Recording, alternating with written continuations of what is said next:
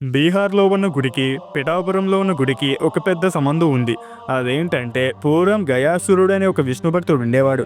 ఎన్నో సంవత్సరాలు తపస్సు చేస్తూ ఉండగా శ్రీ మహావిష్ణువు ప్రత్యక్షం అవ్వడంతో ఒక వరాన్ని కోరుకోమనగా, గయాసురుడు ఈ భూమిపై ఉన్న పవిత్రమైన ప్రదేశాల కన్నా తన దేహం పవిత్రం అవ్వాలని, తనను చూసిన వారికి మోక్షం కలగాలని కోరుకుంటాడు. అందుకు విష్ణువు అంగీకరించడంతో గయాసురుడు తన దేహాన్ని మరింత పెద్దదిగా పెంచుకుంటూ పోతూ ఉంటాడు.